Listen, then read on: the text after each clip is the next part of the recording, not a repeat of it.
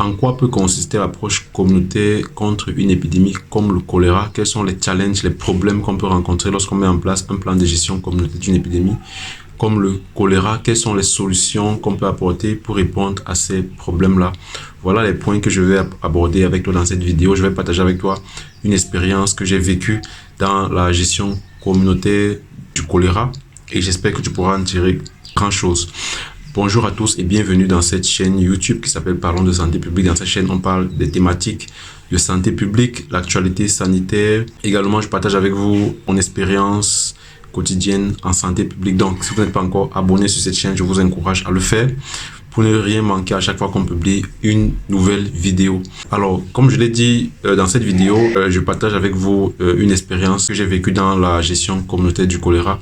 Pour ceux qui le savent, le Cameroun vit régulièrement depuis plusieurs années déjà des épidémies de choléra. Il y a une épidémie de choléra en 2020, il y a une autre en 2021, il y a une autre en 2022 et il y a une autre en 2023. Et ces épidémies arrivent toujours lorsqu'il y a la saison pluvieuse, parce que dans la saison pluvieuse, les personnes sont beaucoup plus exposées à consommer une eau qui est de mauvaise qualité et donc plus vulnérables aux épidémies telles que le choléra. Et donc, pendant le mois de mai 2023, donc récemment, il y a eu le pic de l'épidémie de choléra où on a enregistré pratiquement plus de 1000 cas avec plus de 25 décès.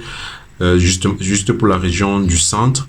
Et pour répondre donc à cette épidémie de choléra, il a été question donc de mettre en place un plan de gestion communautaire du choléra qui a consisté à mettre en place la gestion, la recherche active des cas suspects de choléra et également la sensibilisation contre cette maladie-là. Donc le projet ici a consisté à mettre en place un système de recherche active des cas suspects de choléra, également mettre en place un système de sensibilisation des communautés en ce qui concerne le choléra.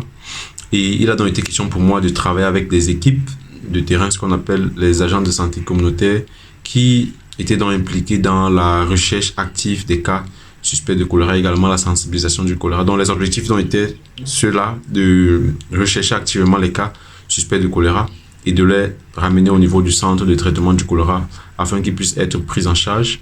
Également de sensibiliser les communautés en ce qui concerne la qualité de l'eau, la gestion de l'eau, l'hygiène des mains et tous les autres aspects de prévention du choléra que vous maîtrisez.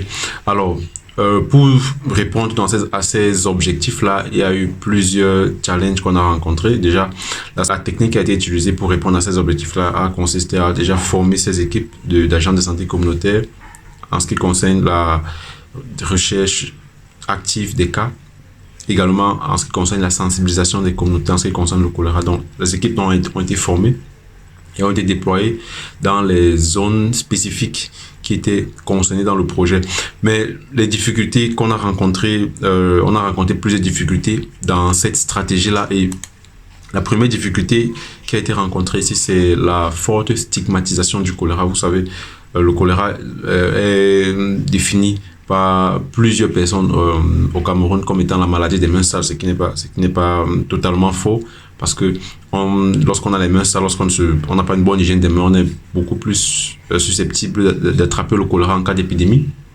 Mais c'est perçu comme une maladie des mains sales, c'est perçu comme une maladie de la saleté. Donc, dans la mentalité des personnes, c'est celui qui attrape le choléra, c'est celui qui a une mauvaise hygiène, c'est celui qui est sale.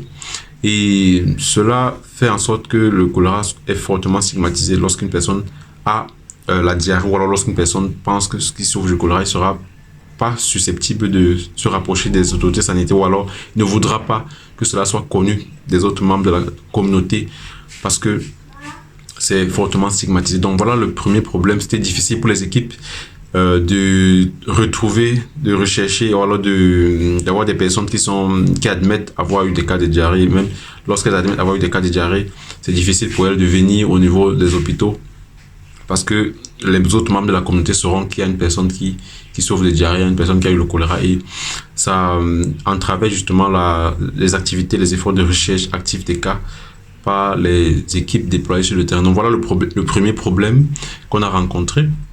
Également, le deuxième problème, c'est la réticence des personnes à venir au niveau des formations sanitaires. Vous savez, lorsqu'on retrouve donc un cas, il faudrait qu'on l'amène au niveau du centre de traitement du choléra qui se trouve dans l'hôpital et que la personne puisse être prise en charge. Mais on a découvert au sein des communautés que les gens ont énormément peur des hôpitaux. Il y a une crainte des hôpitaux, il y a une crainte de ce qui va se passer lorsqu'on va arriver à l'hôpital. Notamment, cela a certainement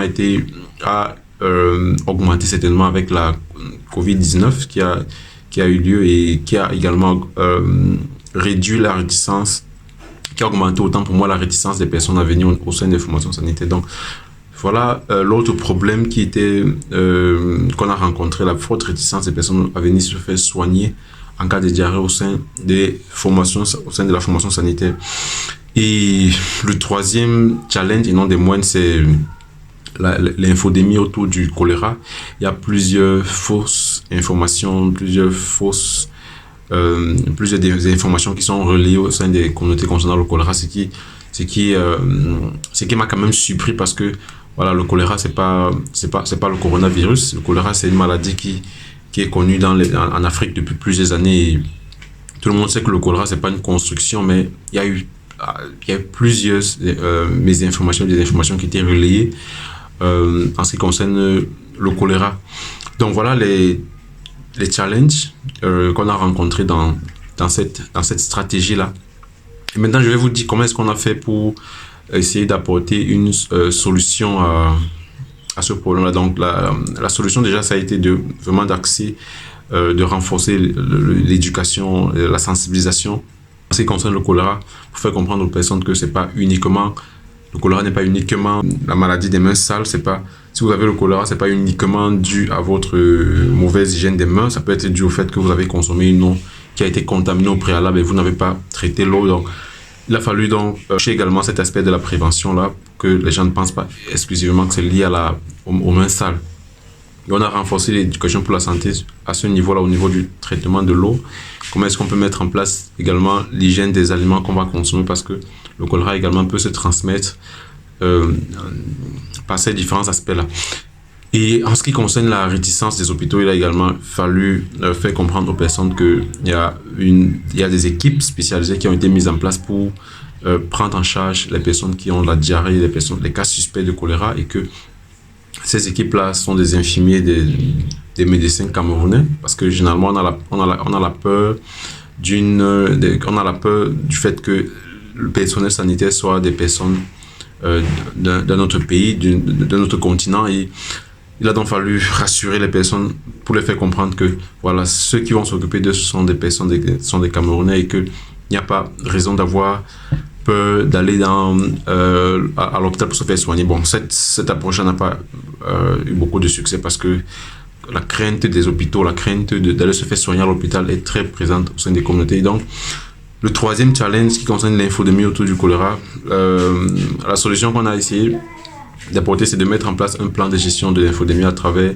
l'écoute sociale, à travers la collecte du feedback communautaire, des informations qui circulent en communauté. Les agents de santé communautaires ont également été briefés sur des techniques de collecte des rumeurs, des informations, des questions que les gens se posent, des faux messages qui sont relayés, des inquiétudes que les gens ont, également des messages de désinformation.